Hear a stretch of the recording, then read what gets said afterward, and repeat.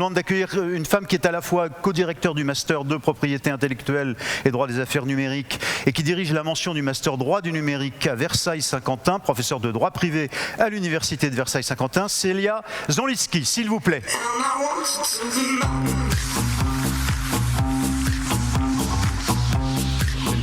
Je vous en prie Célia, Madame le professeur, vous avez la parole. Bonjour à tous. Alors on le voit encore aujourd'hui, un nouveau monde se profile, un monde qui va être bouleversé, qui l'est déjà par l'intelligence artificielle et par l'exploitation de nos données personnelles. Nous en observons actuellement la construction, pierre après pierre, brique après brique, information après information. Cette construction, on le voit encore ce matin, suscite une pluralité de sentiments qui vont d'un grand enthousiasme à une profonde crainte et surtout finalement l'interrogation. L'interrogation face aux profonds changements qui s'annoncent et qui vont dépendre certainement des voies que l'on décide tous aujourd'hui collectivement d'emprunter.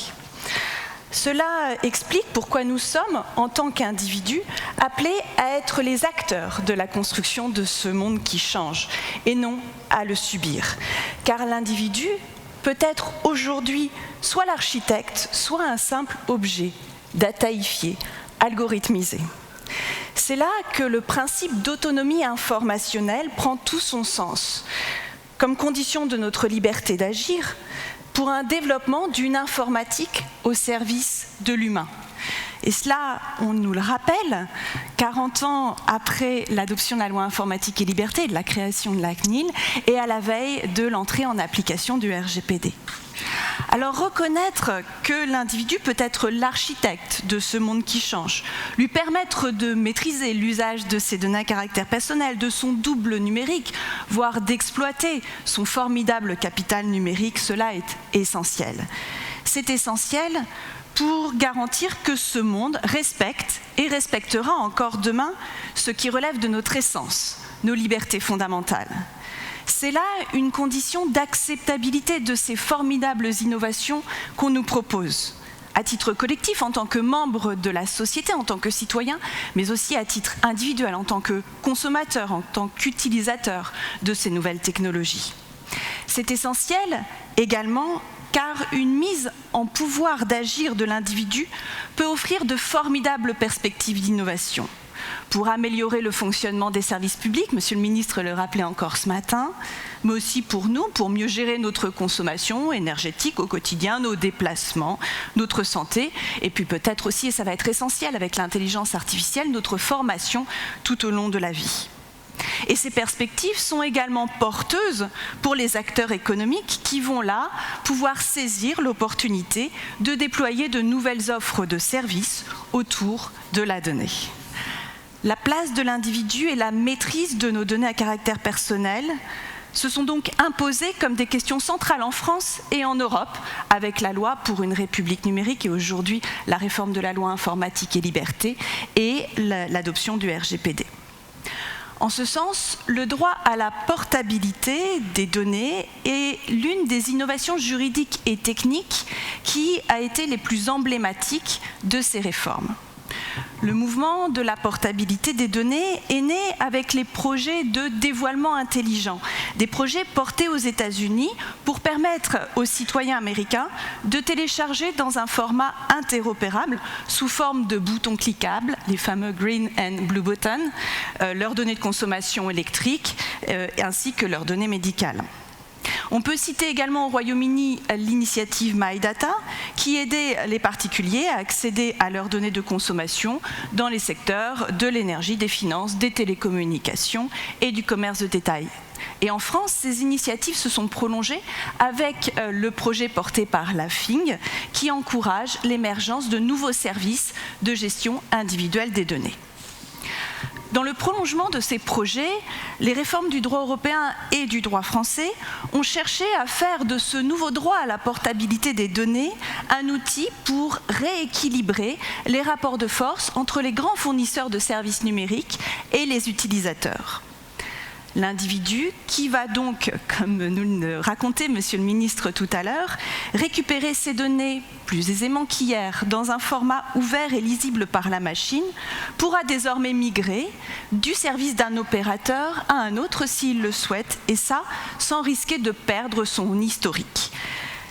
Il pourra donc demain, s'il le souhaite, s'extraire d'un écosystème dont il était jusqu'alors captif.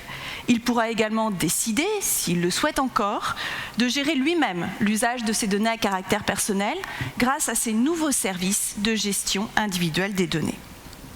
La portabilité offre donc à l'individu la capacité de restaurer son autonomie informationnelle.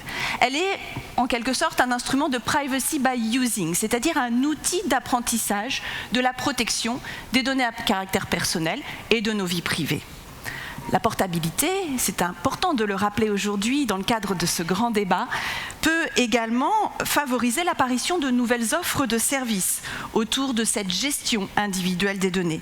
Elle est donc porteuse de formidables perspectives également pour les opérateurs économiques et apparaît finalement aujourd'hui comme un puissant instrument pour stimuler la concurrence par l'innovation.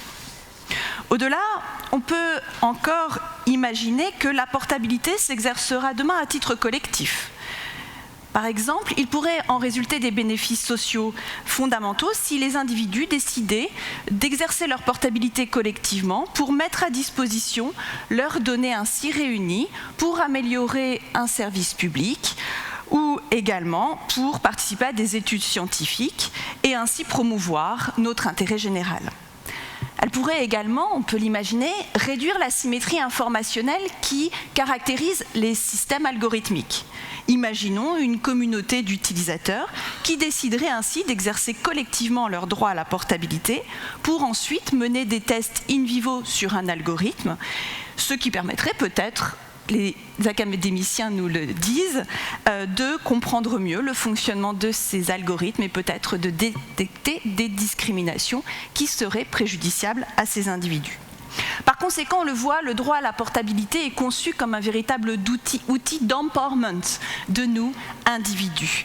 Un outil qui entend allier protection et innovation. Et cet empowerment a des degrés variables. Il s'agira d'un empowerment, on va dire, faible lorsque l'on décide de migrer d'un service commercial à un autre.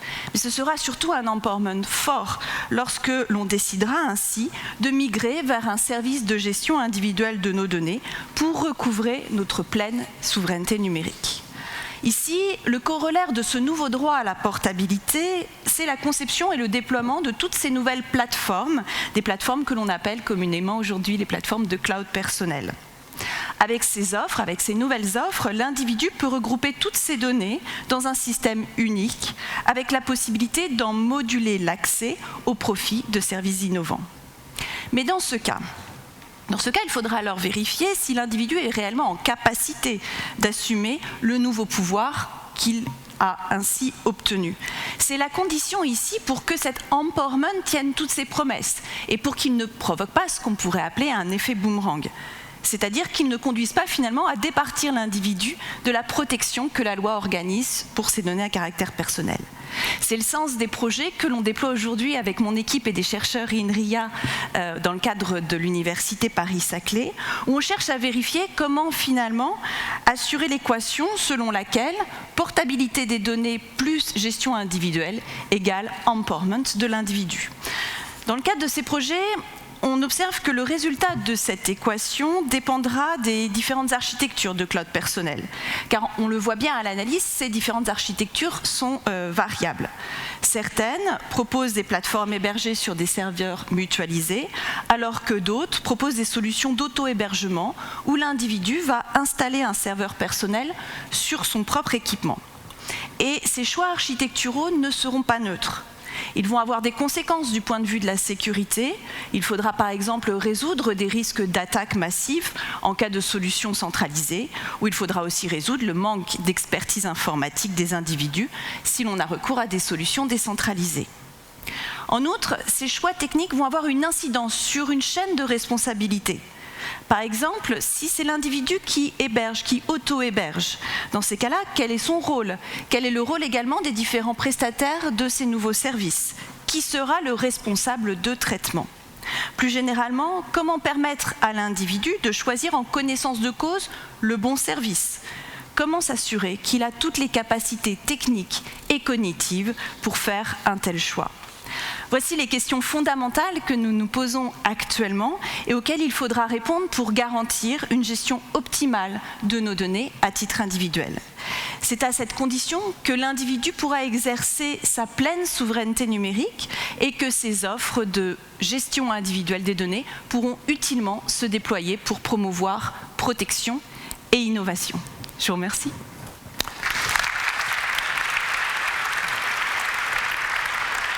Célia Zoliński, qui nous rend fluide et compréhensible le droit en la matière, qui nous a bien montré comment, alors que le ministre l'a dit, pas de propriété stricto sensu, mais objectif de maîtrise, évidemment de protection, et vous nous avez montré en quoi ce nouvel empowerment, ce nouveau pouvoir, en tout cas cette capacité que serait la portabilité, est un élément clé, le pivot en effet de cette capacité à retrouver une forme de souveraineté, et je vous en remercie.